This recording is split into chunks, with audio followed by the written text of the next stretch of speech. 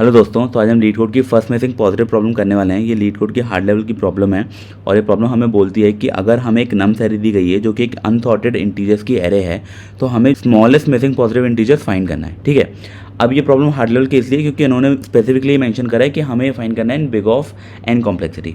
ठीक है, तो अपन क्या करेंगे, अपन इसमें दो अप्रोचेज देखेंगे।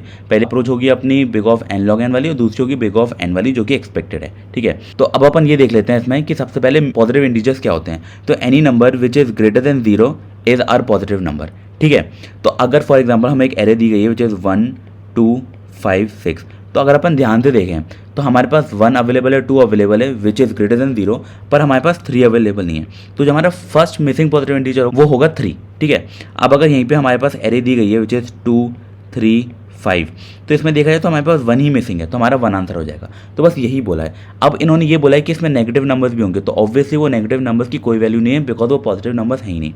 तो अब अपन क्या करते हैं, अपन अपनी सबसे पहले फर्स्ट अप्रोच देखते हैं विच इज़ अगर हमें इसे करना हो big of n log n में। तो जो अपना फर्स्ट स्टेप होगा which is we have to sort the array. ठीक है, now the second step is we have to find the index of first positive integer.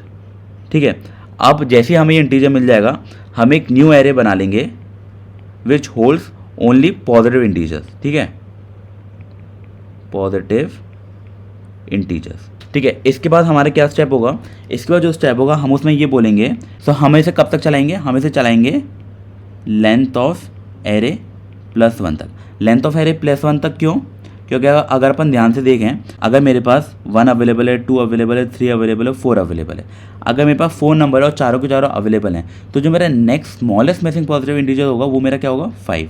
ठीक है, अब अगर इस एरे की लेंथ 4 है तो मुझे इसमें एक +1 भी तो करना पड़ेगा टू गेट 5, इसलिए मैंने ऐसा करा है +1। ठीक है, तो हमारा नेक्स्ट स्टेप क्या होगा कि हम एक फॉर लूप लगाएंगे फॉर i = 1 से लेकर i = लेंथ ऑफ एरे +1 तक। ठीक है, अब इसमें हम एक इफ़ कंडीशन लगाएंगे कि अगर मेरा जो i है वो मेरा at any point not equals to array of i होता है, दैट मीन्स वो पर्टिकुलर पॉजिटिव इंटीजर अवेलेबल नहीं है और मैं इसे रिटर्न कर दूंगा i को। ठीक है, तो फॉर एग्जांपल मेरे पास अवेलेबल था 1 2 4 फॉर एग्जांपल, तो अगर मैं देखूंगा तो एरे का 1 i के 1 के बराबर है, तो ये दोनों condition then holds true. Array का 2 मेरे पास अवेलेबल है, तो i2 = एरे ऑफ 2। लेकिन जब i मेरा 3 होगा तो जो एरे ऑफ i होगा उस केस में मेरा 4 होगा, दैट मीन्स ये अनइक्वल हो गया, दैट मीन्स मेरे पास जो 3 है वो अवेलेबल नहीं है और मैं 3 को करवा दूंगा रिटर्न।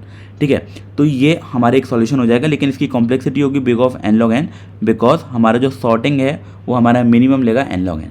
ठीक है, तो इसलिए ये सॉल्यूशन एक्सपेक्टेड नहीं है। अब जो नेक्स्ट सॉल्यूशन है वो हम देखते हैं। ठीक है, ये हमारा ऑप्टिमाइज सॉल्यूशन है।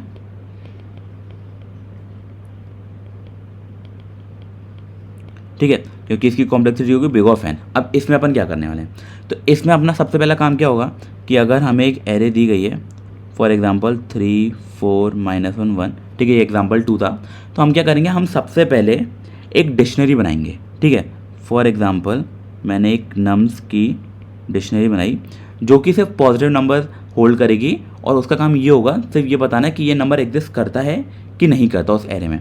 तो अगर हम इसमें देखें तो इस केस में मेरे पास जो मेरी डिक्शनरी होगी विच इज़ 3 एग्जिस्ट करती है, 4 नंबर एग्जिस्ट करता है, 1 नंबर एग्जिस्ट करता है और -1 के लिए हम नहीं करेंगे। ठीक है, अब हमारा जो इसमें नेक्स्ट स्टेप होगा, नेक्स्ट स्टेप क्या होगा कि हम एक फॉर लूप लगाएंगे i = 1 से लेकर i = length of nums of dictionary. तो ये नम्स डिक्शनरी से पॉजिटिव नंबर होल्ड करता होगा। तो इसमें भी हम एक इफ़ कंडीशन लगाएंगे which is similar to previous one, बस अंदर इतना आ जाएगा कि हम ये चेक करेंगे कि if i not in nums dictionary. ठीक है, तो हम ये चेक कर रहे हैं कि i अगर हमारा नम्स डिक्शनरी में नहीं एग्जिस्ट करता, इसका मतलब i कोई भी की नहीं है हमारी नम्स डिक्शनरी की, तो उस केस में हम उस पर्टिकुलर i को रिटर्न करवा देंगे।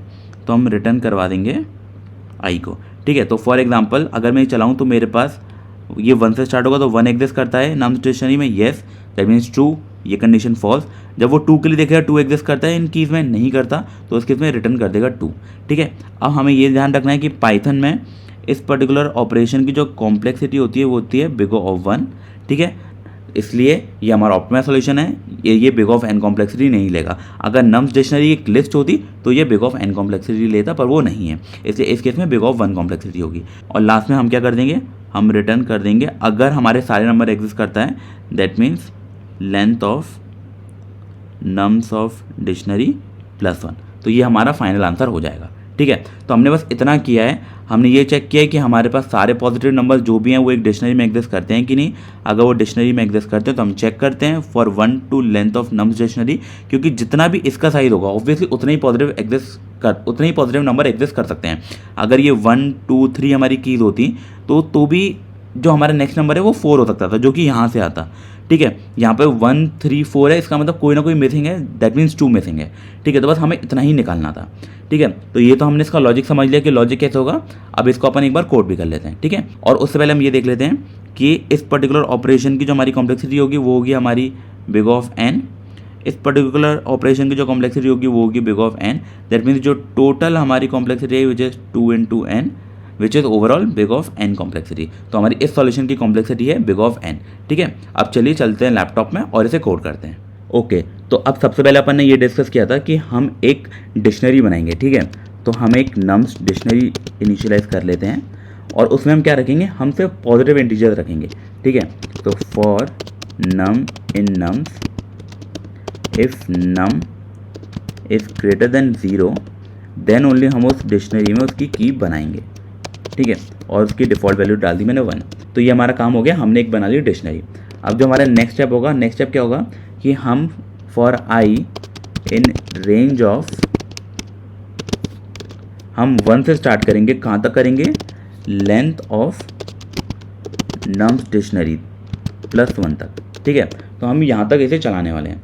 अब हमारी नेक्स्ट कंडीशन क्या होगी, हमने क्या बोला था कि if I not in nums dictionary होगा, ये बिग ऑफ वन कॉम्प्लेक्सिटी का ऑपरेशन है इफ़ कंडीशन वाला, तो हम कर देंगे उस केस में रिटर्न आई। इसका मतलब वो नंबर एग्जिस्ट नहीं करता। और अगर ये सारी कंडीशन फॉल्स होती हैं तो उस केस में हमें क्या करना होगा, हमें रिटर्न करना होगा लेंथ ऑफ नम्स डिक्शनरी +1। ठीक है, क्योंकि वो सारे सीक्वेंस में नंबर एग्जिस्ट करते हैं, दैट मीन 1 2 3 4 एग्जिस्ट करते हैं, हमें 5 रिटर्न करना है, तो ये करेगा रिटर्न हमें 5। ठीक है, तो ये इतना सा ही हमारा इसका सॉल्यूशन है। अब इसे देख लेते हैं कि हमने कोई गलती तो नहीं करी है, इसे रन करके देख लेते हैं। तो ये हमारा सक्सेसफुली रन हो चुका है। पहले केस में 3 आ रहा है, दूसरे केस में 2 आ रहा है और तीसरे केस में हमारे पास 1 आ रहा है। ठीक है, अब इसे एक बार सबमिट करके देख लेते हैं कि हमारे पास कोई टाइम लिमिट एक्सीडेड तो नहीं आ रहा। तो ये हमारा सक्सेसफुली सबमिट हो चुका है। ठीक है, तो ये था हमारा first missing positive problem which is a hard level problem, लेकिन सॉल्यूशन बहुत ईजी था समझने के लिए। ठीक है, अगर आपको कोई भी सिमिलर प्रॉब्लम समझनी हो या कोई भी नया टॉपिक समझना हो तो आप कमेंट सेक्शन में बता सकते हैं, अपन उसके ऊपर भी एक वीडियो बना लेंगे। ठीक है, सो इस वीडियो के लिए इतना ही, मिलते हैं अगली वीडियो में, बाय।